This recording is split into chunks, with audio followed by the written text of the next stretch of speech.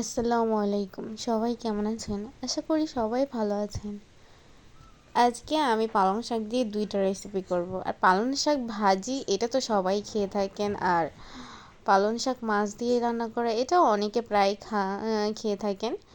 অবশ্য আমার পালং শাক ভাজিটা অতটা ভালো লাগে না। আমার পালং শাক মাছের মাথা দিয়ে রান্না করলে একটু আমার ভালো লাগে, আর আমার শাশুড়িও ওইটাই পছন্দ করতো বেশি, মানে ভাজিটা পছন্দ করতো না। আমি আগে বিয়ের আগে ভাজিটাই পছন্দ করতাম, কিন্তু এখন আমার শাশুড়ির সাথে থাকতে থাকতে ওইটা ভাজি আর খেতে পারি না, ভাজিটা কেমন যেন লাগে। তো এই এখন আমার শাশুড়ি তো নিয়ে একা একাই রান্না করি, একা একাই অল্প অল্প করে রান্না করি, অল্প অল্প করেই খাওয়া শেষ করে দিই। কারণ বেশি রান্না করলে আমাদের ঘরে আবার শাকসবজি অতটা কেউ পছন্দ করে না। আমি আর আমার শাশুড়ি শাকসবজিটা একটু খেতাম। তো আমি পালং শাকটা ভাজি করেছিলাম অল্পটুক, আবার বাকি যে পালং শাকগুলো ছিল ওইটা আমি তেলাপিয়া মাছের মাথা দিয়ে রান্না করব।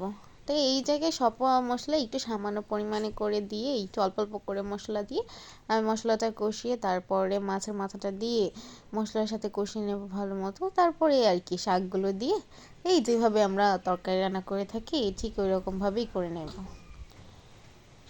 এই রান্নাটা করতে অত সময়ও লাগে না, খুব অল্প সময়ের মধ্যে হয়ে যায়। তো এই তো আমার তরকারিটা প্রায় হয়ে এসেছে। এখন আমি পরিমাণ মতো একটু পানি দিয়ে তারপরে মাছের মাথাটা সিদ্ধ করে নেব।